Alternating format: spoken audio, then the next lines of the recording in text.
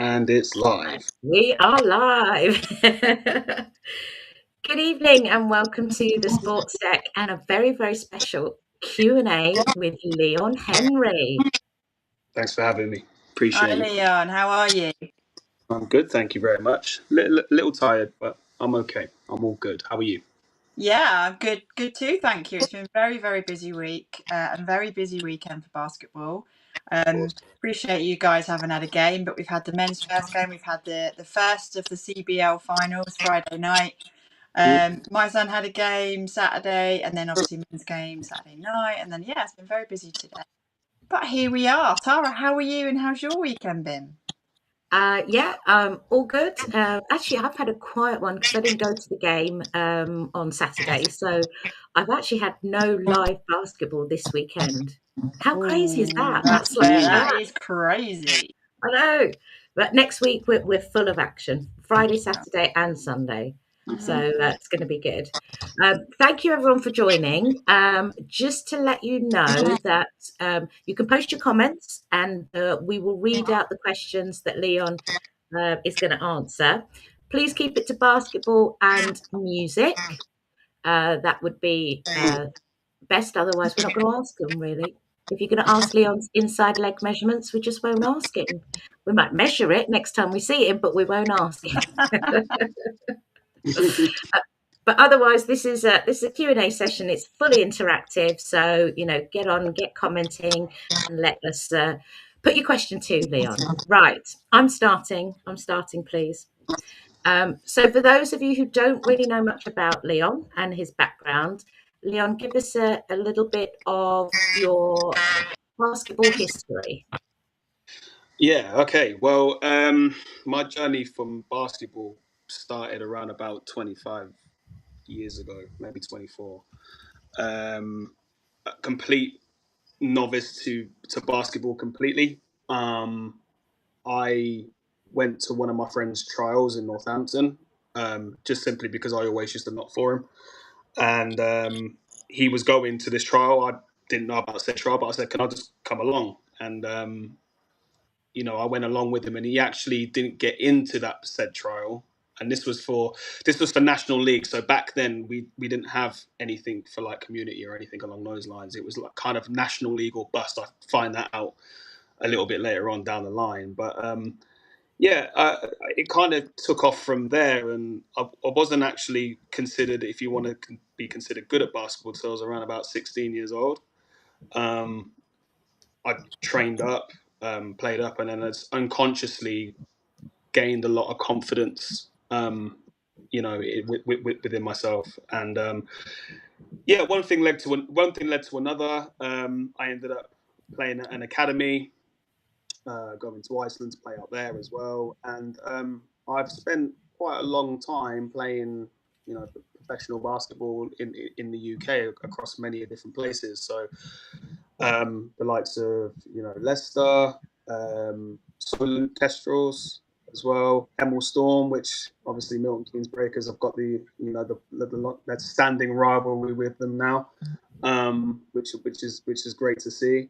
And also the MK Breakers as well. And I find myself, and City of Birmingham Rockets as well. I completely forgot about that, which was my final year. I would say playing at that level.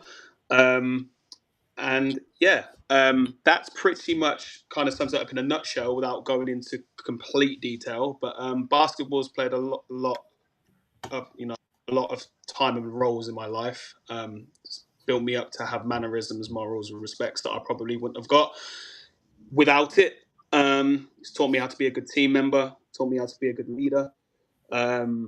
And it's taught me to confidently speak and be my authentic self. And I think that's very important for any kid that's listening, is that we want your authenticity. We don't want you to change for anybody. So if you can do all of those things and be authentic as well, it's something that you should try and strive for. That's me in a nutshell. So Iceland, what was that like playing basketball there? And how old were you when you went to Iceland? 18. Cold. and there's not many, and there's Golden not many accent. people, and there's not many people there either. It's a very underpopulated country. I say underpopulated. I think they cope with it just fine. But when you're used to the hustle and bustle of stuff, and then you go to a place where it probably has less people than 3 Old Trafford stadiums, it's a little bit of a culture shift. But the basketball out there was great, to be honest with you. And I can't vouch enough. I mean, if anyone can get out there and actually experience that level and that type of basketball, I mean, it's not for the faint-hearted. Moving away from home is quite tough and daunting.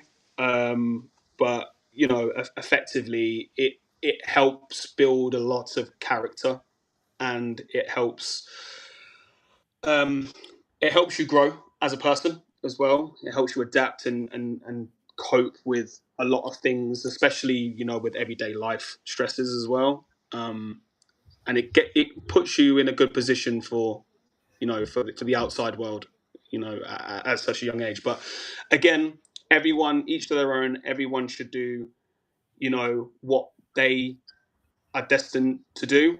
And if moving away is not that, then I wouldn't recommend it until you are 100% ready and you're set on doing that. But if you do get the opportunity to do that, it's great for building that character and everything along those lines. Yeah, So was that 2 good years? advice, Sorry, isn't it? Rachel. Go on. No, I was just saying that's some really good advice for kind of the younger generation watching, that are considering a future in basketball. Sometimes actually going away can be very daunting, but that's really good advice to say, like, be sure that is what you want to do.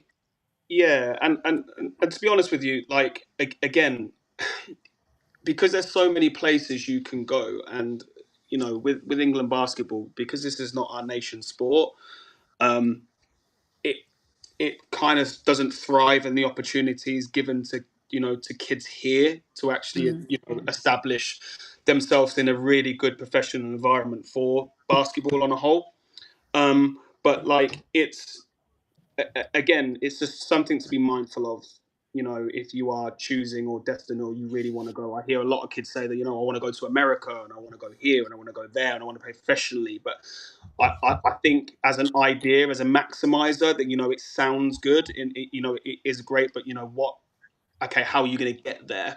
Effectively, and what does that mean for you when you do get there? Because if you're going somewhere that isn't America, there's a complete culture shift. And even if you are going to America, it's still probably a big culture shift going to, from little UK to somewhere where basketball is considered their main national sport, right? So if you want to go to a college or something like that, that's great and dandy. But firstly, have a look at the colleges you're going to. If you're, and this is being really honest, if you're actually going to play, that's very key and very important as well when you go away, is because you're already going to be homesick or probably homesick. I mean, a lot of people do suffer with that, but it's a different type of pain and feeling you can probably imagine. I could probably imagine if you're not playing as well. So if you're not playing basketball and you're away from home, it's almost double as taxing on the brain. So I would just, make sure you've got a plan and what that plan looks like, and have people around you that can give you kind of realistic feedback on, what that might look like for you, whether you can get there or whether you are striving to get there. What that could potentially look like, and try and cover your best on all angles. But I mean, you're not really going to know until you get there, obviously, of course. But like, it's always good to have that preparation in your locker to say, right, this is what I've got and this is where I'm going, and do a little bit of research on that stuff that you're going to as well, because that's vitally important as well. Yeah, definitely. Don't just jump in without kind of taking the blinkers off, because I think there's a lot of kids out there that will really, really want to go abroad, like you say, and they'll jump at the first opportunity that comes towards them without actually doing their homework. So, yeah, I completely agree. That's really, really important to do that. We've got a question in for you. This is from Kobe. So, what he wants to know, what has been your career highlight? So far, you have to put the so far. So far. Oh, that's tough. That is very, very tough. You're making me go back. quite far in terms of that. I wouldn't say necessarily it was a career highlight. It was more of the opportunity and what it meant for me at the time. So, to give you a little bit of background, being upfront and honest, I was quite a delinquent child. I would No, that surprises me. And I was a strange child, to be honest with you, because I was actually really good in school, but pretty bad out of it. And my grandma always used to say, look, as long as you stay in school, you know, everything will take care of itself. Well, I took that quite literally, and everything outside of school was pretty horrendous, and everything inside of school was really, really good. I went to a really good school as well, which was nice and really helped me along my basketball career as well. There was one time where I got asked to go to my coach's office. It's very rare that he asked me to go to his office, and I was a little bit skeptical, a little bit, curious as to what that could possibly mean for me. And I get there. This was in the summer holidays in the day, in the afternoon. I get in there, and I've got my coach across the desk, and then my nan gracefully sitting in the chair next to his desk. So in my mind, I'm thinking, okay, let's look back at all the 250 bad things I've probably done this week, and think to myself, which one of these reasons is it that I'm going to get cut for? And he sat me down, and I went to a Northampton School for Boys. You've probably been there. Yeah, I know. Yeah. Yeah, it's a really good school for basketball. It's a really good school for education, actually, as well. And we played in a really good league. Our school team was pretty good. And he sat me down. He was just like, the coach that we played last week, from, I think he was from Rushy Mead somewhere in Leicester. It could have been a Birmingham team that we played. He said, that was the England national coach for under 16s. And he wants you to go and trial. And I was like, from then, that was the flip of the switch. It was, okay, it's not just being good in school. It's about being a role model and professional outside of it as well. So every single time my friends would be out on a weekend, I wouldn't be. Every time that my friends wanted to go and do something in terms of a motive, if you want to call it that, quote unquote, I wouldn't be there. Halloweens wouldn't be there. Parties wouldn't be there.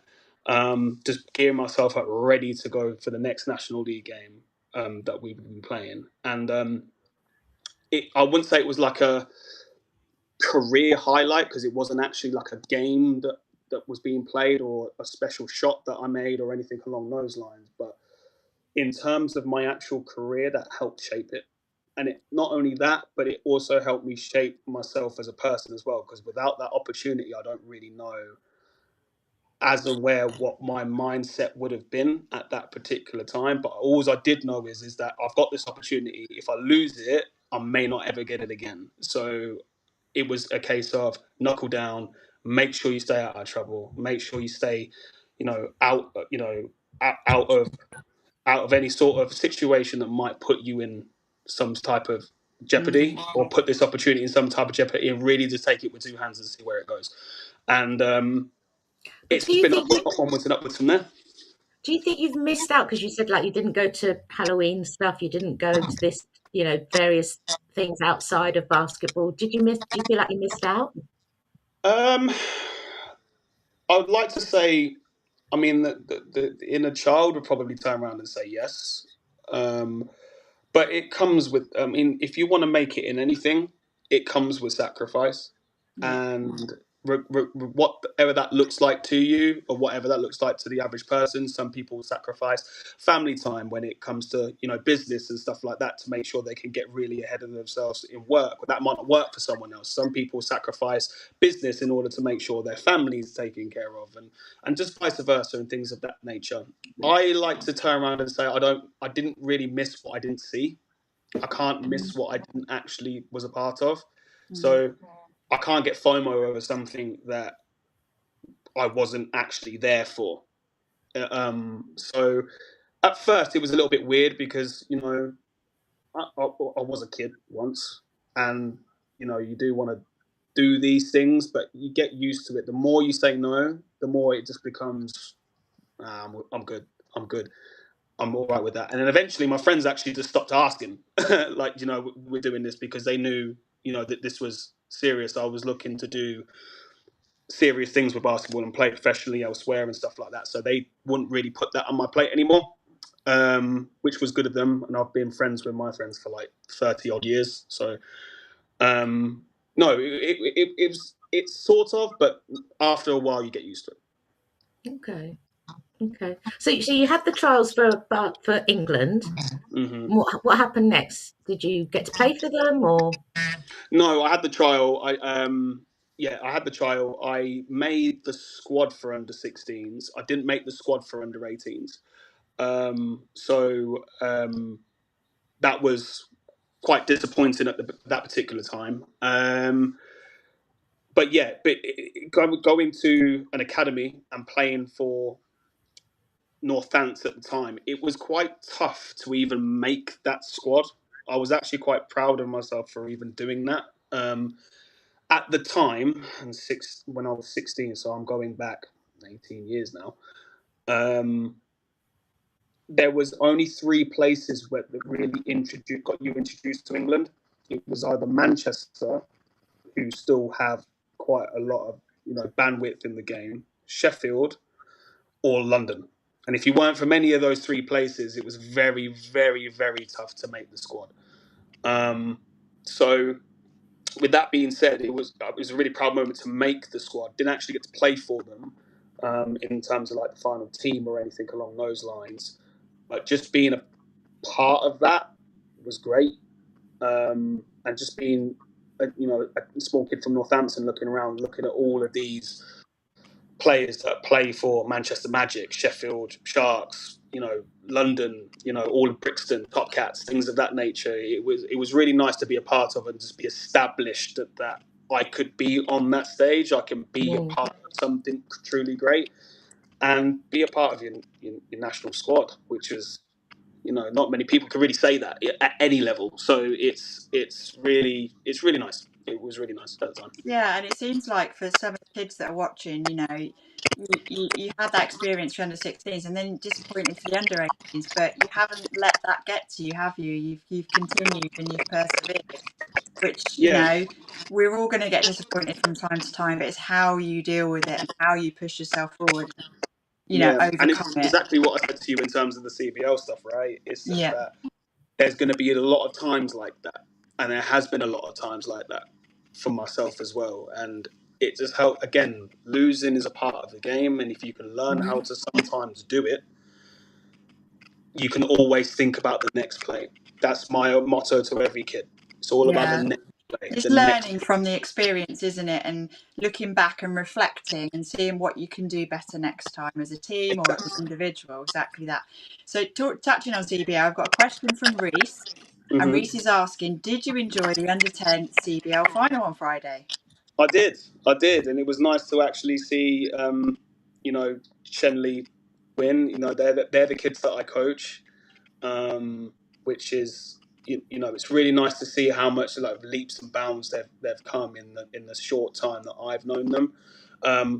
Mark does an incredible job with that said group, and I give him, he has the bandwidth to just kind of like that, that's his team. So it's great to actually see him in a coaching capacity too. Mm-hmm. And really making them kids work like a well-oiled machine, which is nice because people are passing, they're moving, they're cutting. And you probably know it's really hard to get some kids who are under 10 to pass and move and do everything like that. It's all about basics, right? But the way he's got them, moving the ball and sharing and just enjoying moments like that, which is great for them. You know what I mean? It was great for them just to be happy. And on the flip side of that, unfortunately, a team had to lose that game, and there was some upset children. As I say to you before, it will help you in the long run. These things are really good with teaching you life lessons. Yeah. And on another given CBL final, Shenley might lose that final if they're in it. and they've got to learn how to do that as well. And that's the great thing about this age, is that they've got so many years ahead of them. Yeah.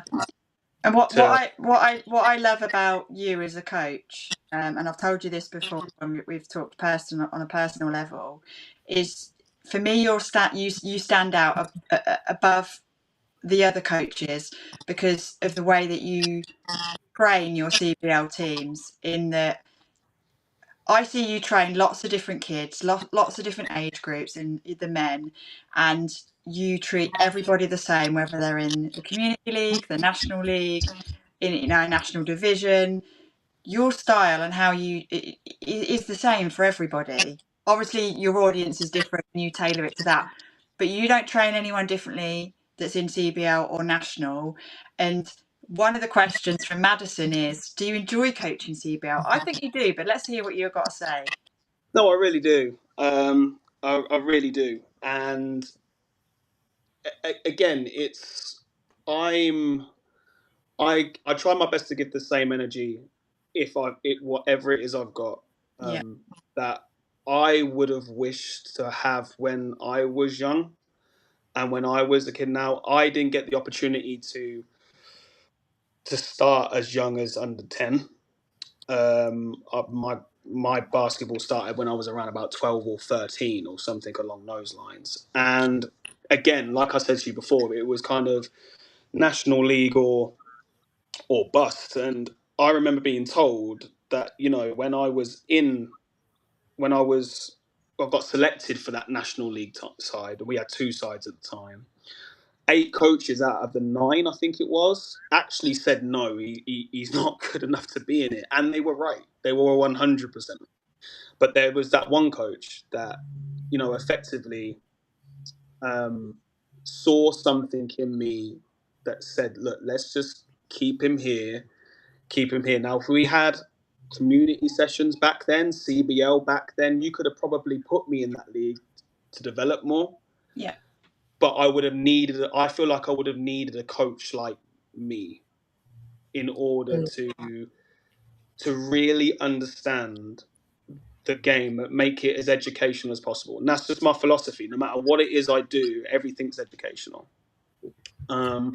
It's always about teaching them something. And of course, obviously in community and CBL and stuff, it's all about having fun. I always emphasize, please have fun. Like, just have fun. Doesn't matter the result, doesn't matter the score, doesn't matter anything. I'm going to give you all of me. I'm going to have fun. You have fun too. And that's just my ethos with everyone it is that I coach, no matter what level it is. You're always going to get all of me if I'm there. So, yeah, in a nutshell, I think, do I enjoy coaching CBL? Yeah, very much so. And it's always going to be something, and I feel like it's going to grow even more, even bigger than what it is currently at this moment in time.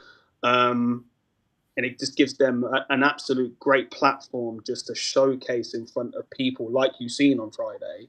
Yeah. And really just have fun with it, but learn some stuff with it too. And that's the beauty of it. It's about, no matter what level you are, you're learning as you're going. And that's the ethos that really everyone should really take away from that. So I've never seen you and Mark coaching the younger age groups before, so it was a first for me. And what you were saying about that you want everybody to have fun, just watching you both on the sidelines coaching your teams, you can see that is exactly what comes across.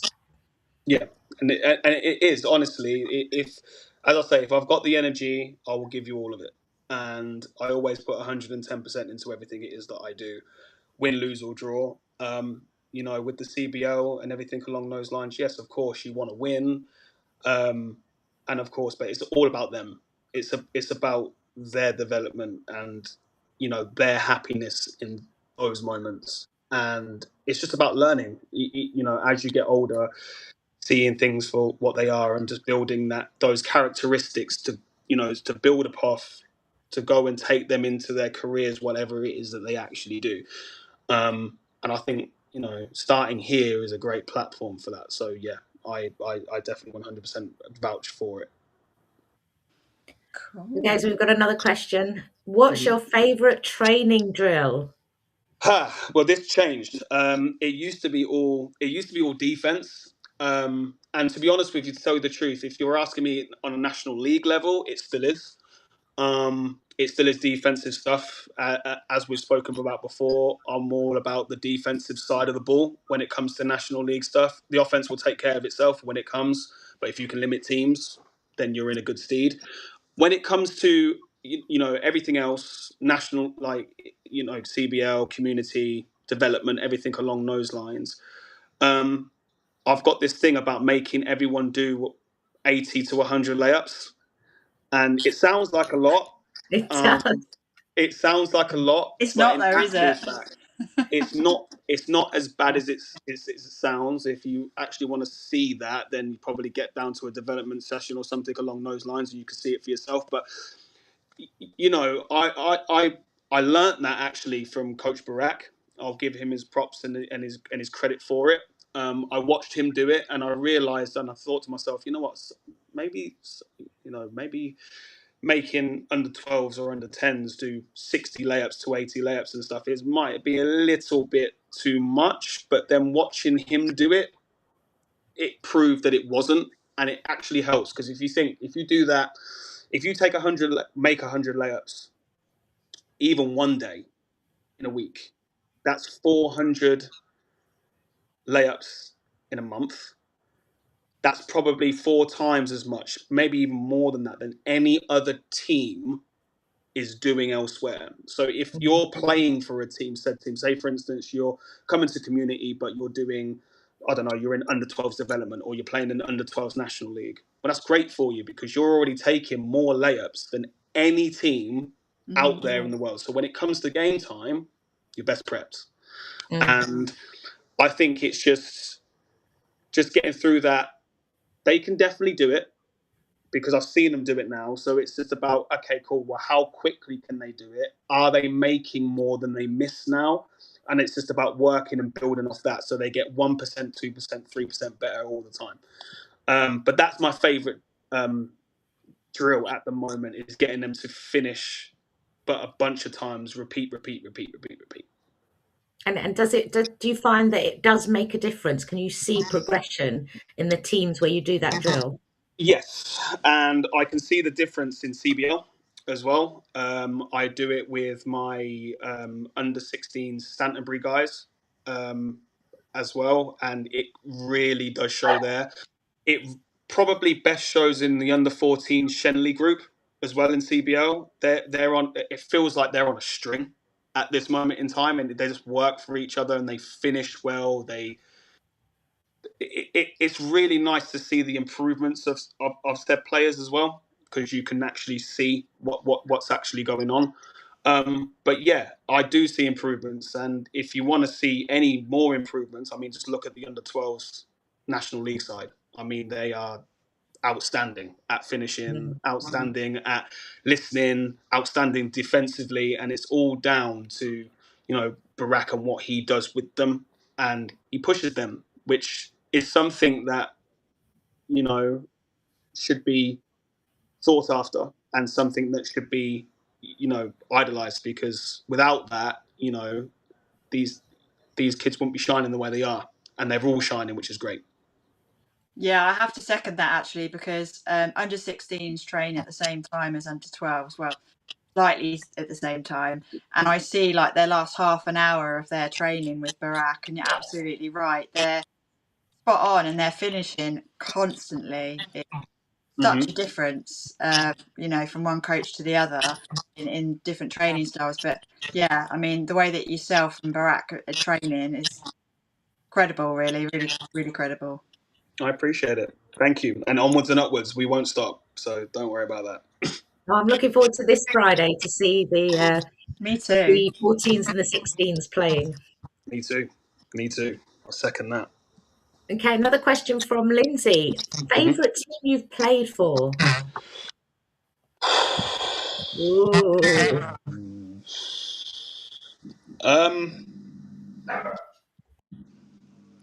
That's tough. That's very, very tough. I'm gonna say, I've got 2, and I'm gonna say that 1A and 1B, I would say. So I think my favourite team that I've played for professionally and even non-professionally would probably be the City of Birmingham Rockets. Now, everyone just welcomed me with open arms, which was really good. I was, I got the opportunity to showcase my skill set and understand that I could still play at that level in my last ever year as well.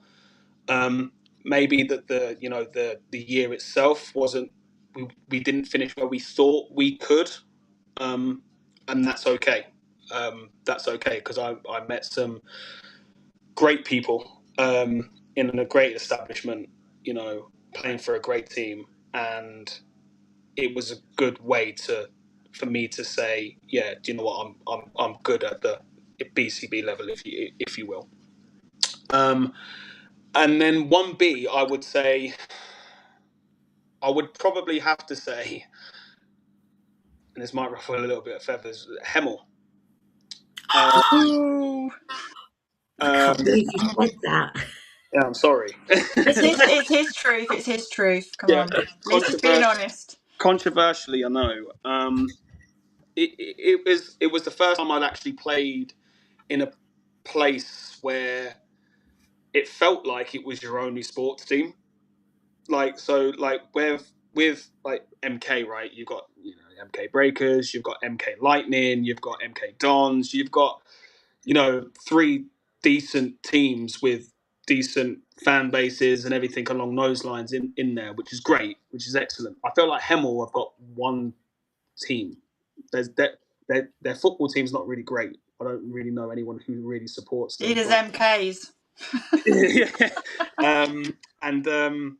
Honestly, the first time playing in the Storm Dome and watching the fans and what they do each and every game, and you've seen it. You know what they do at Hemel and away from Hemel. Sometimes there's more fans of theirs in the home in the away ground, in the away stand, than they have got in the home stand, which is a testament to what they do over there. But they again welcome me with open arms and give me an opportunity to play at a very good level. And I got to start for them, which was fantastic. And every game, doesn't matter whether you're playing bottom of the league, top of the league, third in the league, crowds were full. Crowd was always full, and they always showed appreciation. And they still remember me even till now. So the fact that they gave me that opportunity and welcomed me with open arms, I left to go to Solent, and then they even let me come back. So it was nice to really be a part of something over there. But I mean, every team I've played on, every establishment I played in, has been good, in all fairness. So yeah, credit to all of them. But if you was to ask me, put me on the spot, world on the line, there would be my team. To be fair, when you were at Rocket and you played against us, you had such an outstanding game, and we were all there going, "Why did we let him go? What are we doing?"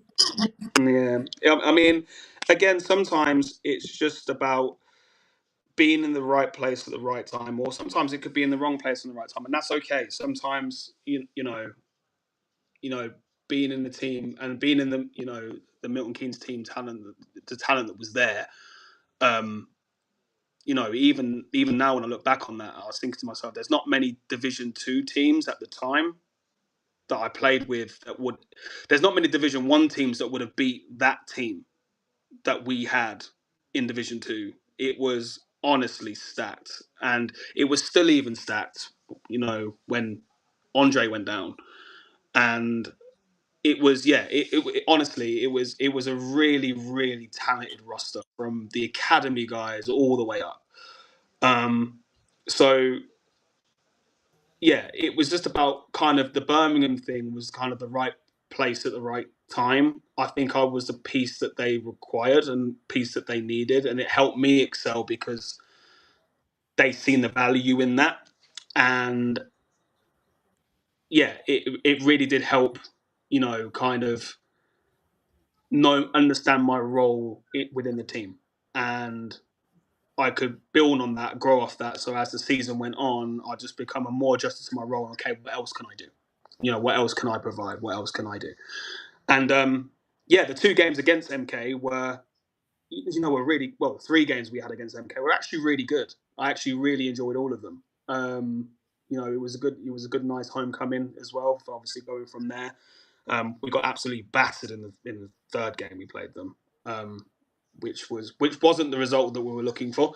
But needless to say, that I just embraced my role in that team, and I really enjoyed it.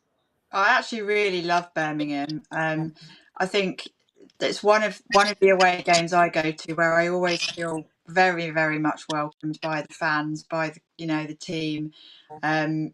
Even when you were there, even like we've been recently, and I've been chatting kind of with their kind of CEO, etc., around fan engagement, etc. They're such a lovely bunch of people, so I'm not surprised you've chosen them as your kind of first option of best teams to have played for, because they are genuinely a great team.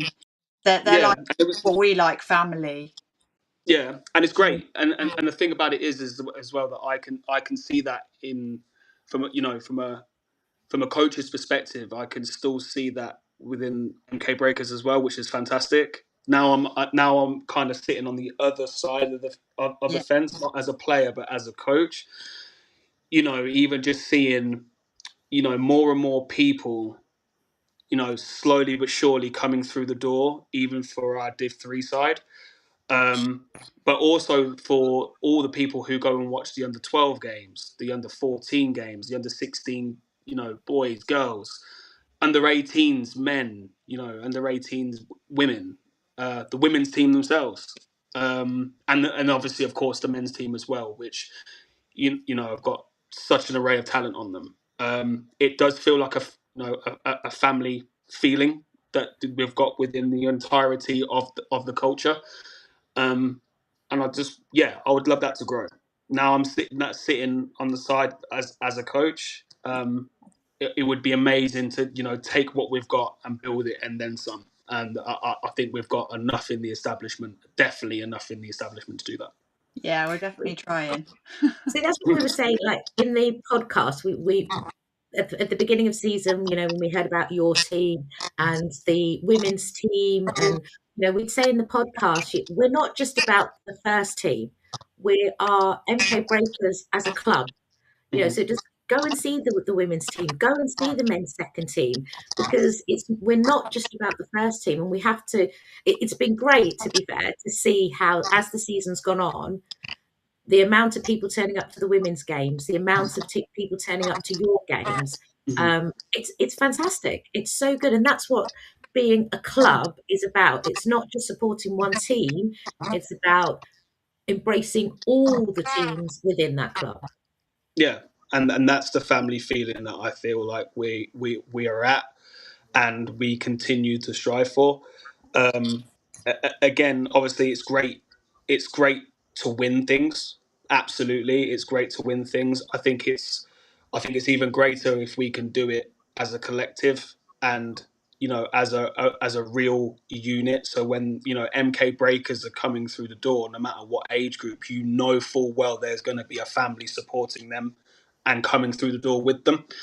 And if we can get that, which we're well on the way to doing with every single age group, I think we'll be, right up there with one of the establishments in the country that people look at and go, yeah, we need to role model this, and we need to be a part of this, and this is what we need for.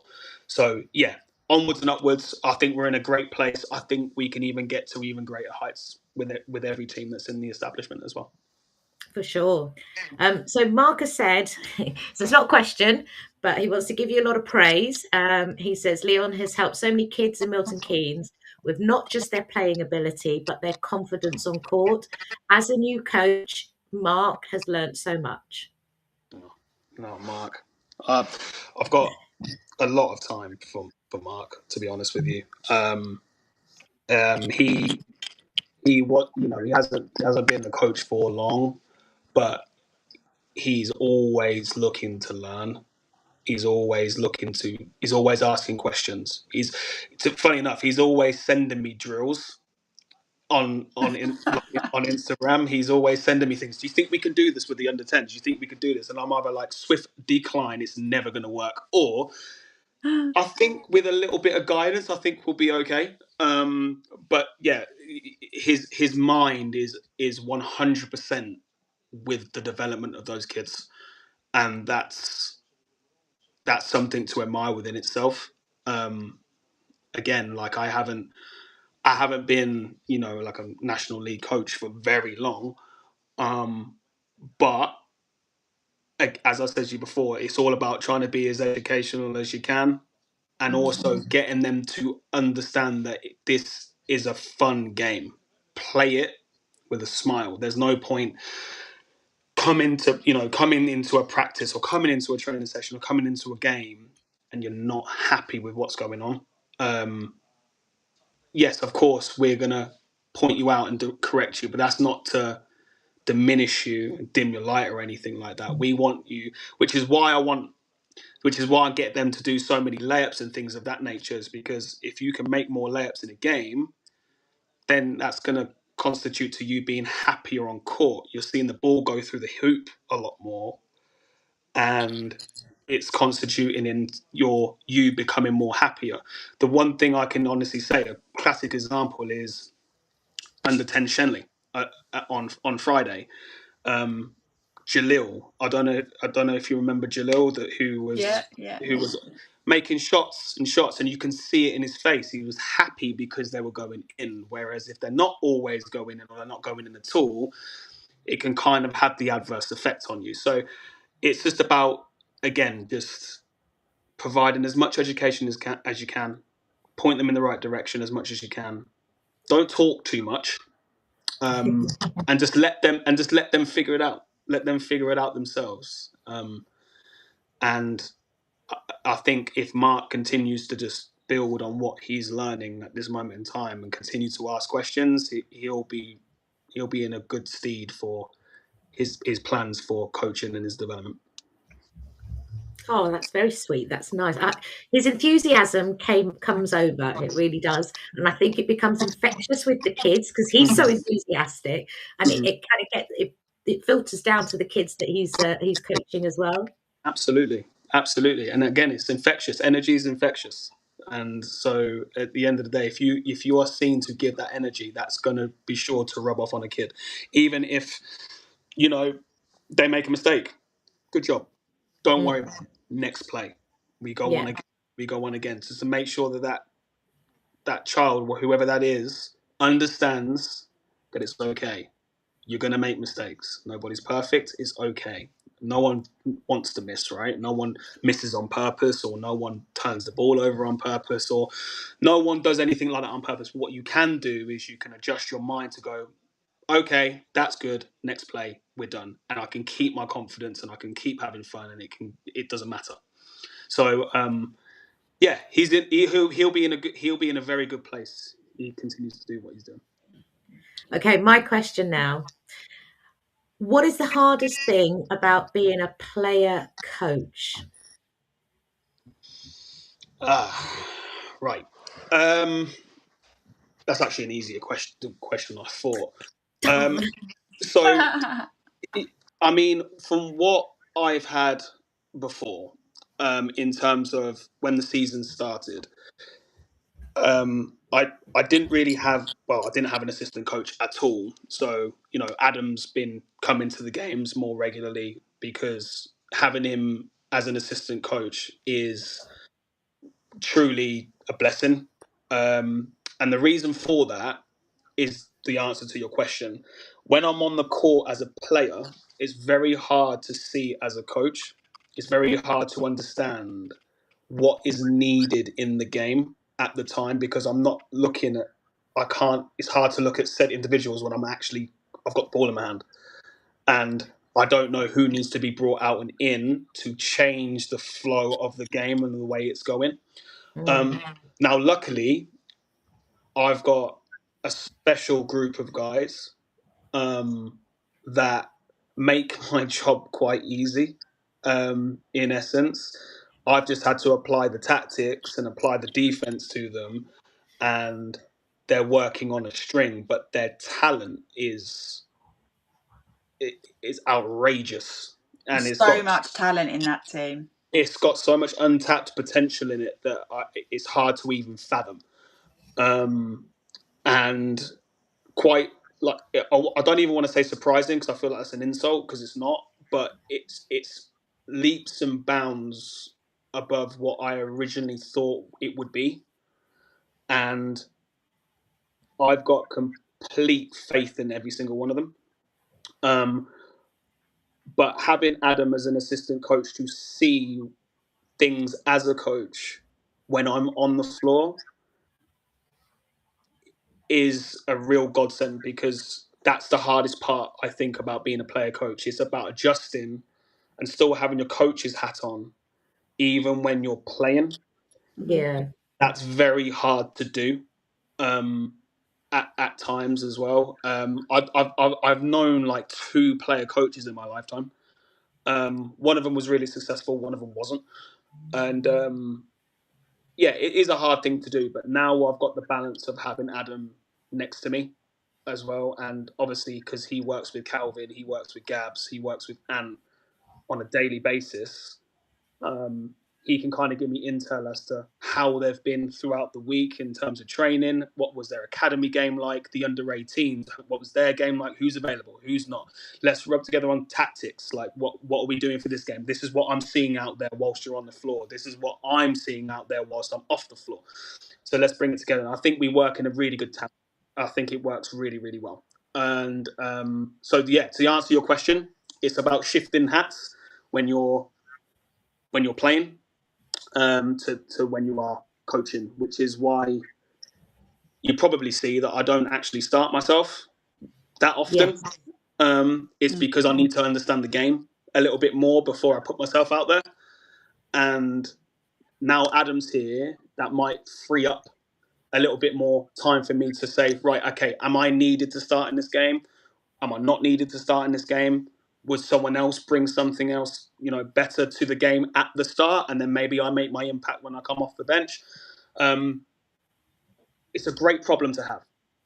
My team is stacked from 1 to 10, and with that being said, it just makes my job a lot easier, just knowing that no matter who I bring off the bench, they're going to bring me something else. And the game is just going to keep flowing and keep flowing and keep flowing. And if we can keep holding teams to the number that we're holding teams to, watch out, Division 2. Hopefully. Fingers crossed. No, 100%, not fingers crossed, 100%. Yeah. Well, we're going to have one more question, and then I'd like to talk about the up-and-coming Bedford Thunder game, if that's all right. That's fine. Okay, so Lindsay has asked the most you've scored in one game. That's funny though. I was actually talking to my friend about this earlier, and it's actually linked to the Bedford question, actually, because I seen something on Instagram. I don't know if you remember his name, Tara, but do you remember the guy that played for Bedford? His name was Banu Sood. Yes. Yeah. Yes. The little Asian guy. Well, he wasn't so little, but yeah.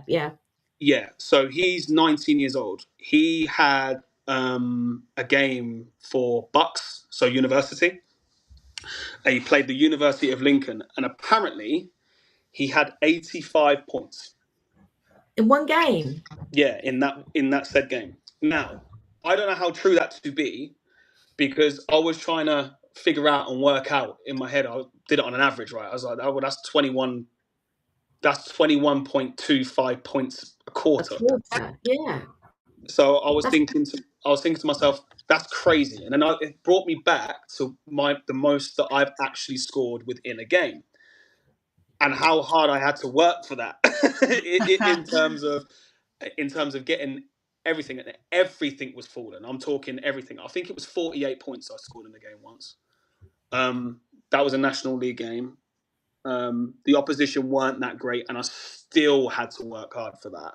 So it made me go, 85 points is insane.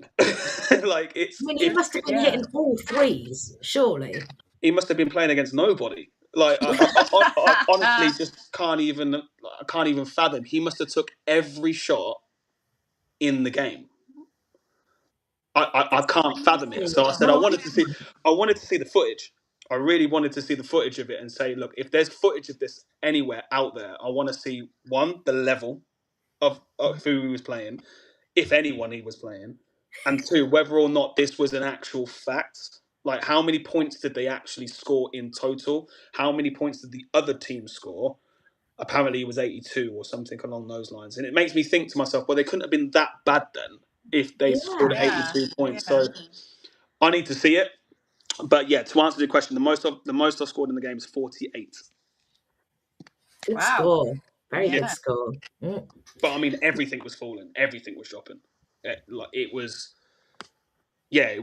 wild to even think about it. And even then, I was just like, 48. Wow, I didn't even think of it like that. I just and what game was that? Did you say it was a National League game? It was a National League game. It was when I was actually playing for Northampton Titans, when we actually had a really strong team. And I argue with Blaine about it to this day, and say to him, I actually think that our Titans team would have beat the Div 3 Milton Keynes Breakers team. It would have been a great game for sure, 100%. They didn't beat them when we played them in Div 3, but obviously the team was a complete disarray in comparison to what we had at the time. But no, we were beating teams in D3 by like a margin of like average 68 points. I know. Yeah. So we were hammering teams. I think we hammered who were undefeated for a while by 115 points. So it was wild. I mean, but yeah, it would have been a great game to watch. Now I think about it, I'm not entirely sure if we would have won that game, but it would have definitely have been tight, 100% close. I'm going to say I'm looking forward to you guys going up to D2 because I do want to see a bit more close games and Yeah, I mean, we've got to get there first. I mean, we might as well go on to the Bedfordshire standings and what that actually means in everything. So, in essence, we have got 3 games left of the season. Now, Bedford have got a lot of games still left to play. I think they've got about 6. Yeah. Now, what I really wanted to do was, because I understand that the first team men are playing next Saturday against Worthing at home. Mm-hmm. What I really wanted to do was, the idea from quite a long time ago in my mind anyway, was to see if we could have the game on the Saturday and have it back to back with the men. But they've got a game against West Herts away on the Saturday. So they've actually got a double header. They've got a game before seeing us. So West Herts have only lost 1 game at home, and that was to us. The rest they've won quite convincingly. You mean Bedford? Huh? You mean Bedford? No. West Herts have lost 1 game at home. The only game they've ever lost at home is to us. Really? Yeah, West Herts have. Oh, yeah. Okay. Bedford have only lost 1 game, period. Okay. But West Herts have only lost 1 game at home, and it was to us. And we even struggled in that game a little bit. If said result was to go to West Herts and we was to beat Bedford on the Sunday, we mathematically win the league.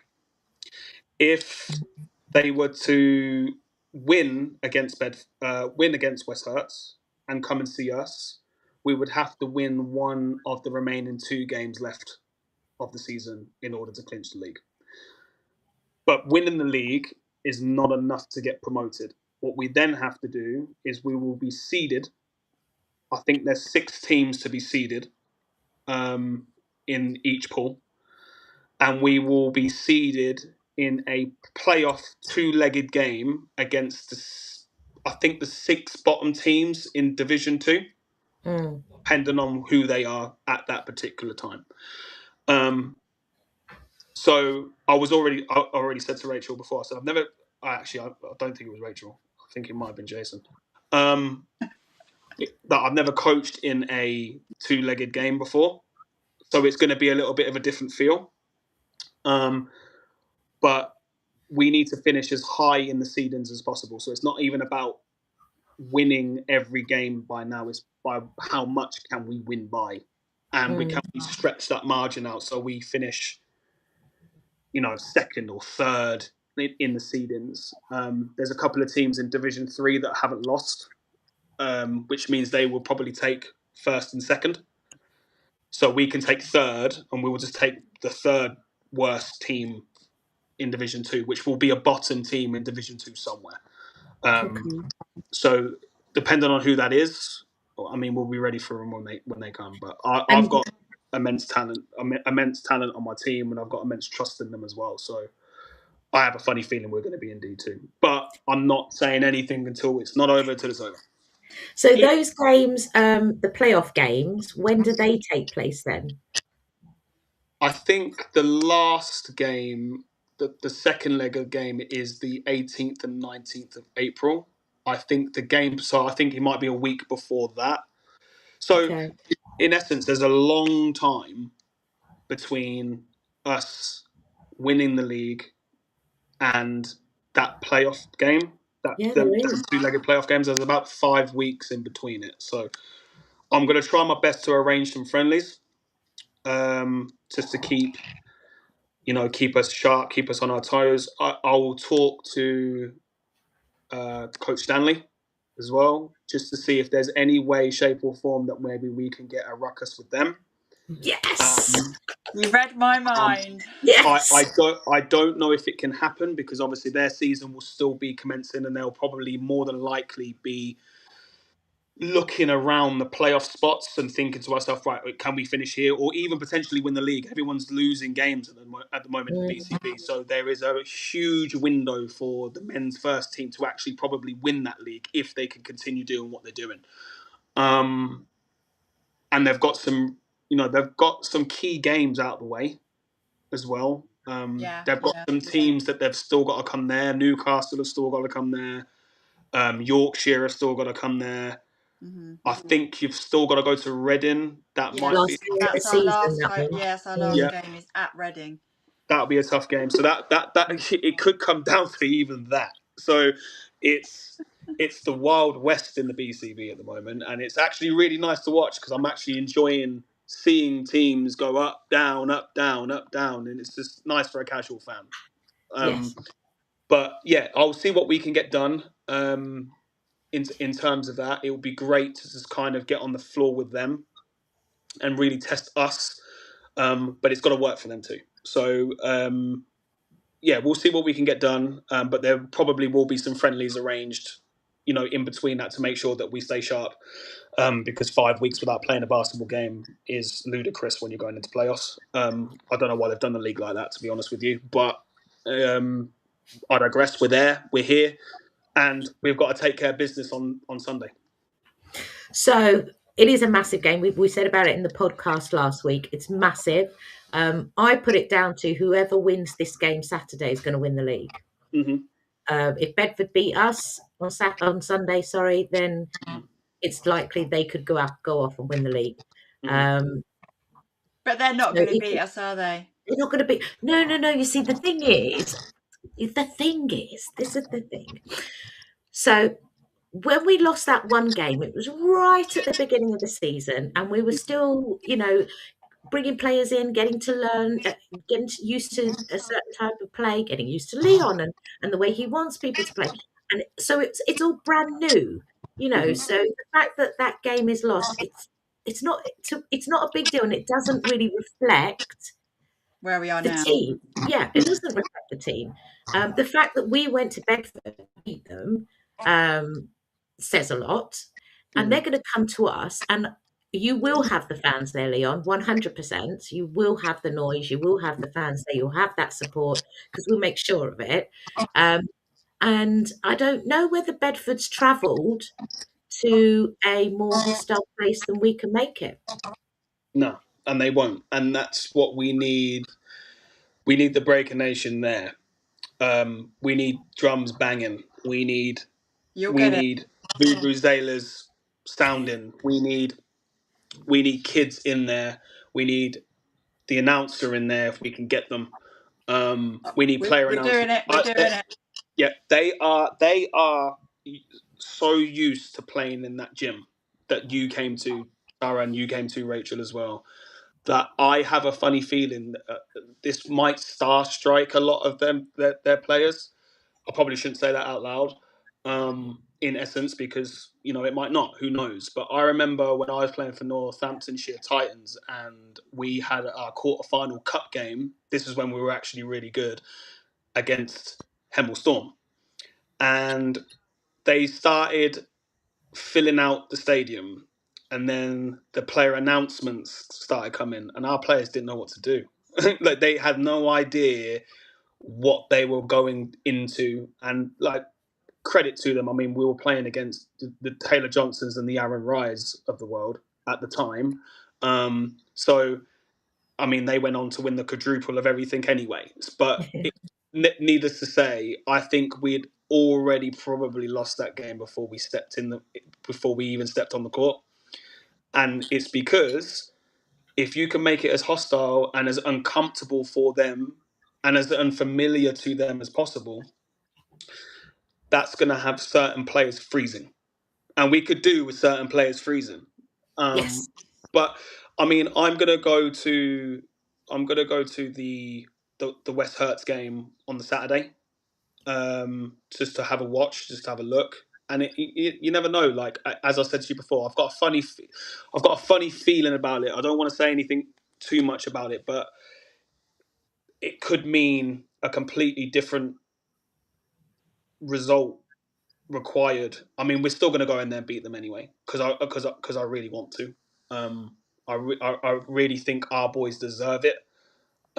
We've come leaps and bounds from where we were at the start of the season, and some of the improvements in some of these players and their attitudes towards the buy-in for what it is that we're looking for, what it is we're striving to do, what it is we're trying to build here, is second to none. And I think they deserve it. I think the boys deserve it, more than anything. But whoever wins that tie, in my opinion, Tara, as you said, probably deserves to win the league, to be honest with you. But we're going to do everything in our power to make sure that's us. And we're going to do everything in our power to make sure that it's you as well, because we're family and we do everything we can. We're right behind you. Thank you. I appreciate it. And yeah, for anyone who's listening right now, or for anyone who's tuned in, listen, bring your kids, bring your mother, your grandmother, your nieces, your nephews, everyone. Bring your drum kits, bring your noise, bring your fans, bring everything you can, bring snacks, bring whatever. Like, I don't mind who it is, who it is or what it is you bring. Let's fill Bletchley out. Let's make a ruckus. Let's make some noise. Let's keep the lights on in there, and let's go and get a win. And let's win the league in convincing fashion, which I have no doubt in my mind that we're going to do. I'm looking forward to it. I'm excited. I hope you are as well. I really do. Oh, definitely. 100%. You've got a lot of fans already said they're going to be down. You want an announcer? You've got an announcer. If whatever you want, whatever you need for that game, you 100% are going to have it. We're going to have another podcast on Thursday, so we'll make sure even though we talked about it last Thursday, we need to reiterate the importance of this game. So we will make sure we get enough bums on seats to make it very hostile for Bedford. Oh, very I'm excited. I haven't been this excited for a game in a long time. It's one of those, I don't want to live stream. I want to watch it. I really just want to watch it. You can get someone else to live stream it. Just use your phone. Just put it on. That's my new gimbal, Tara, that follows if I the game. do the announcing, I could live stream it without commentary because I can do it at the table. So if I announce, I can live stream without commentary. It's a good prime position too, as well. Yeah. I was actually going to say to you, Tara, it's one of the things I've always wanted to ask you and I forgot to ask you. I was like, could you possibly just record it from the side rather than the ends? Because it's harder to watch. Yeah. I remember when you streamed the Derby game and I was just like, can someone tell Tara to please go on the side? Just go on the side and just do this. It's really difficult in the first team games because they have the camera for the BCB stream. And then, of course, on the other side is the officials table. Yeah. Can't stand anywhere near the officials table. So it's like, you got nowhere to go, literally. And because Bletchley is quite small, it's just a very difficult place to put yourself. And if I stand in front of the GoPro, I'm blocking views of people. So it's really difficult. Who's the person who usually streams the games?